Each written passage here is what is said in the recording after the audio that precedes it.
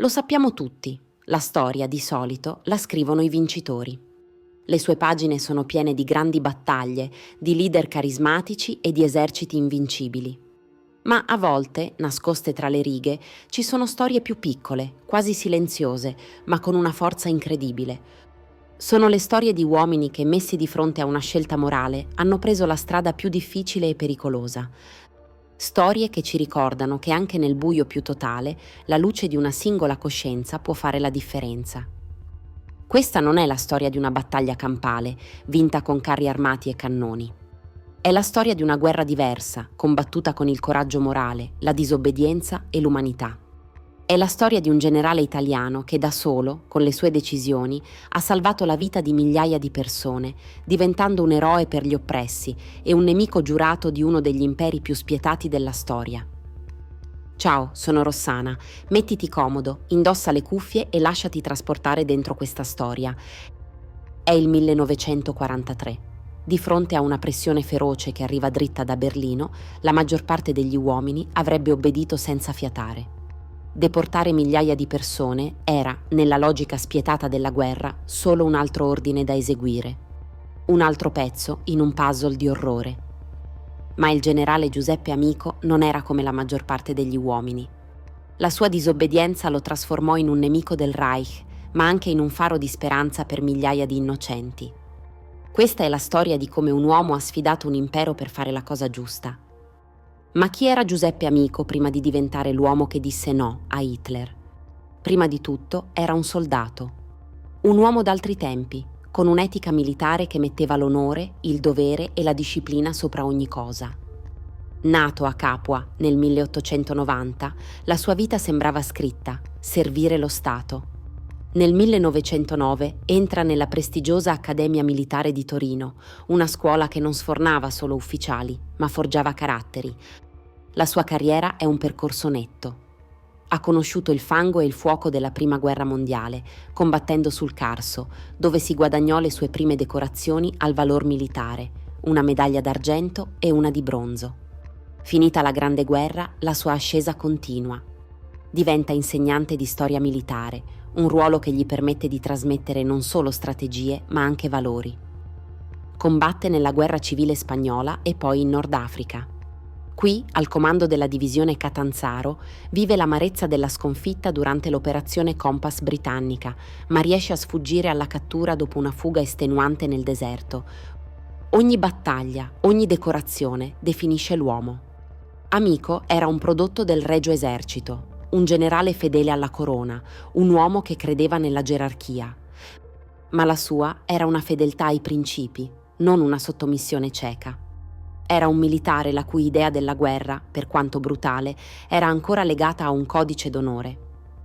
Un codice che non contemplava lo sterminio, la persecuzione razziale, la pulizia etnica.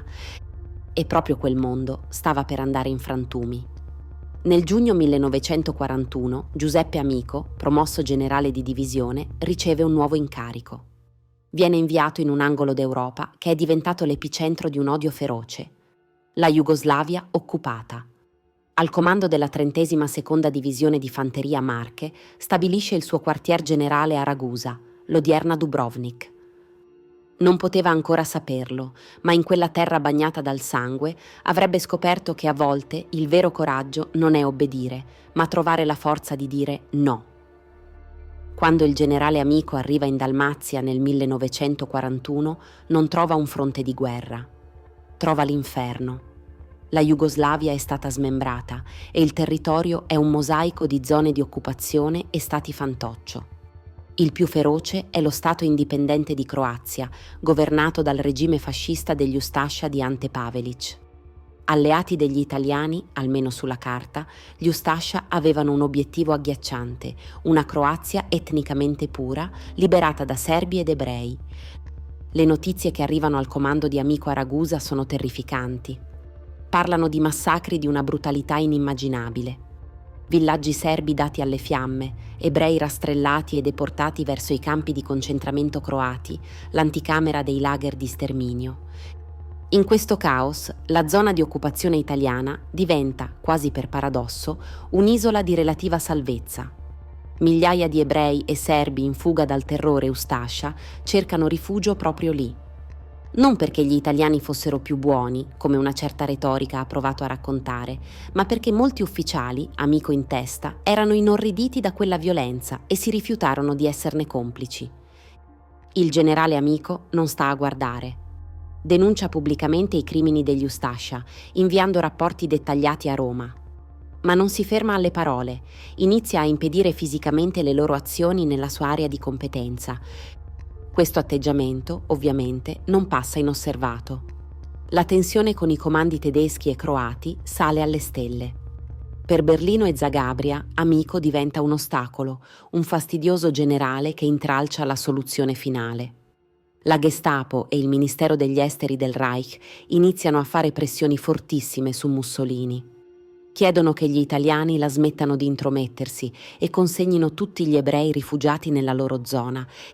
Ed è qui che arriva la richiesta, non un singolo foglio di carta, ma un'incessante e inequivocabile pressione trasmessa attraverso i canali diplomatici e militari. Tutti gli ebrei sotto controllo italiano dovevano essere consegnati. Per i tedeschi era una questione burocratica.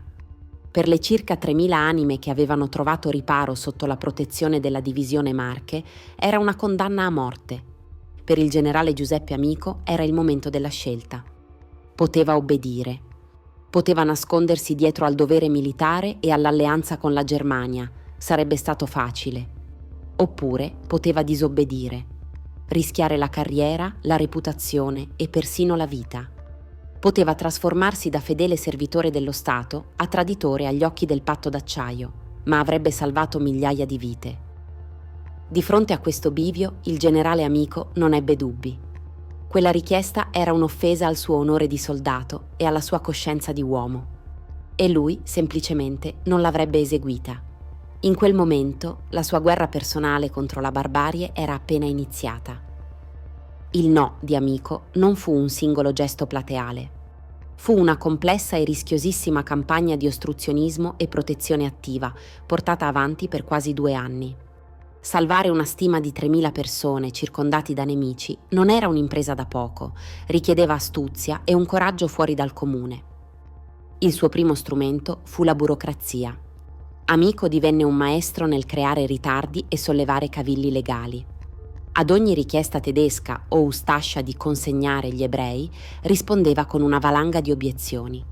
Sosteneva che la questione era di competenza italiana, che le procedure erano complesse, che la logistica era un incubo. Ogni settimana guadagnata era una vittoria che teneva in vita centinaia di persone. Allo stesso tempo mise in atto un piano di protezione fisica.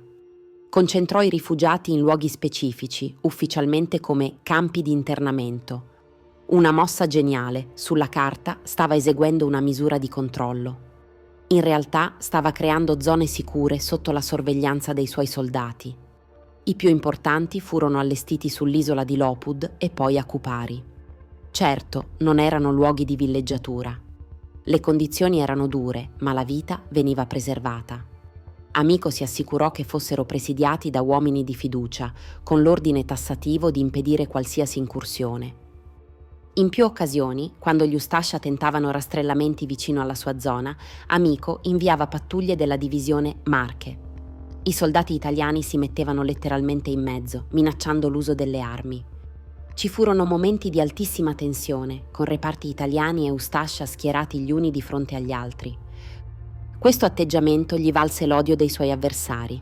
I rapporti tedeschi lo descrivevano come un Judenfreundlich, un generale italiano amico degli ebrei, l'insulto peggiore nel loro vocabolario. Gli Ustascia lo dichiararono un nemico giurato. Le pressioni su Roma si fecero insostenibili, con proteste formali e messaggi minatori. Ma Amico non era solo. La sua resistenza fu possibile anche grazie a una rete di complicità all'interno delle stesse istituzioni italiane. Altri ufficiali sul campo condividevano la sua repulsione e persino a Roma alcuni diplomatici appoggiarono questa linea di ostruzionismo. Si creò un muro di gomma contro cui le richieste tedesche continuavano a rimbalzare.